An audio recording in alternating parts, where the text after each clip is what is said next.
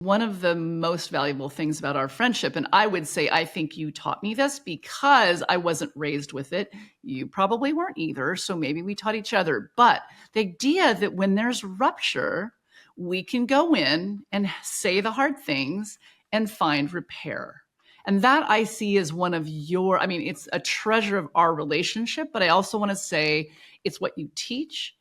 And it's one of the most important aspects of what your role is in this world right now. I agree. I think doing a clean repair could save the world a million unnecessary pains and sufferings. And most people are either too unskilled or defensive or unwilling. I've had that certainly, to do the repair work of knitting the world back together from all the broken pieces. We're all broken pieces till we do the repair. Well, so what if somebody has said something to hurt me and I'm still charged negatively by it? Can you give us a little walkthrough of what do you do? What do you recommend we do? Well, the best way repair works actually is not for the hurt person to initiate it, but the person that's been harmful. So in my case, because I have a Sag rising and I blurt things and I say stupid things sometimes, I'm often the person to repair. I said this was inappropriate, or this was too strong, and that must have felt awful. How can I make it up to you? You know, down the line to whatever.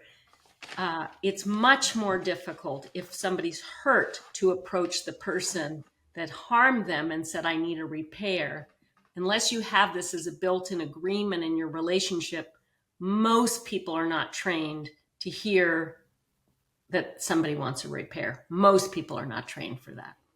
But then that's asking you, let's just say, to know that you've harmed sometimes. And we don't always know, wouldn't you say? Yeah, I have a few paranoid fantasies going lately. I haven't heard back from a couple people. And the first thing I think is, what did I do to screw this up? Okay. Like, I don't know what it is. Well, but so you and I might share that. Like, I wonder, like, what's my part? Yeah. What's my part? And I'm actually criticized by certain people. It's like, why are you always trying to make it your fault? And it's like, because nothing happens in a vacuum and there's always a part for me to play, but not everyone has that habit. Yes, I think we have to, honestly, you and I are passionate about this the same way you with the 4 C's in the book that you wrote on listening to the children. Unless we get this as a training from kindergarten to high school, people do not have these tools. And then it's a major big drama lift later in life because we've already calcified over all of our shame and defensiveness and all of that. Mm-hmm. So I'm lucky. I've been studying this. You've been studying this. We've been working on this. In my case, 30 years, yours too. So it isn't very hard for me to say I was wrong. In fact, it's pretty easy. I'm wrong a lot. It's fine. I'm also right a lot. But, you know, I don't need to be the perfect person. I just need to be the loving person.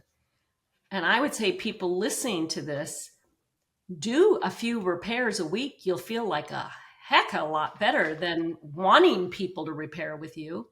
Just do it yourself. Notice. That's key. Notice. You want the repairs all over the place. Go ahead and try some.